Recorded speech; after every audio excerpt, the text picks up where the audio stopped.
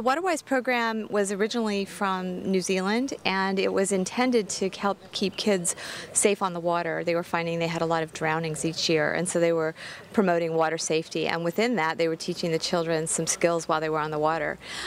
We sort of adopted it in a smaller sense, and what we're doing right now is with the M1s, we're introducing them to the Optimus pram and teaching them how to get out on the water and do it safely.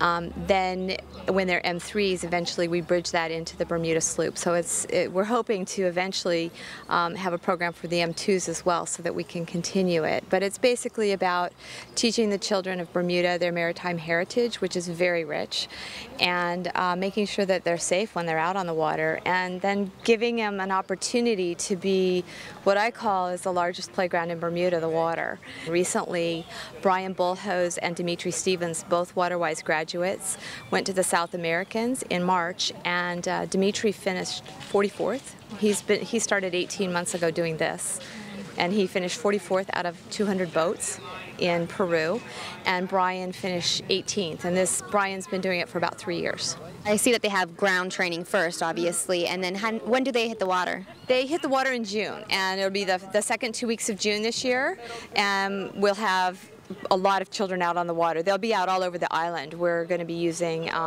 Sands Boat Club, the Sea Cadets down in St. George's, as well as Daryl's Island, the Royal Hamilton Amateur Dinghy Club, and the Royal Bermuda Yacht Club. They'll be at all of those the second 2 weeks of June. Waterwise has been prominent at Spice Valley, now T and Tatum, and over the last 4 years it has rolled out into the 5 other middle schools, and here at Whitney this is their second year. And what I've seen over the years is that the students have really responded to Waterwise and integrating the curriculum, what they learn in class and on the tennis courts, and then that transfers onto the water when we take them to do the water sessions. So in actual fact, what we're trying to do is in math class, when they talk about angles, well, we talk about angles to the wind. In science, when we do force and friction, well, we talk about how it is with the boats.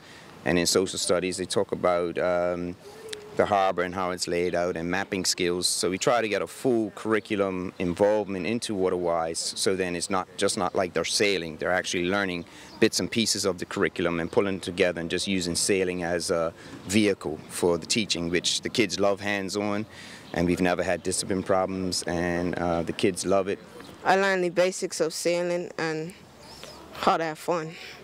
And what was your favorite part of the whole program? My favorite part was being out on the water, like sailing independently.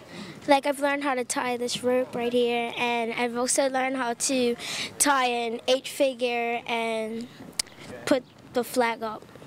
And what are you most excited about in this program?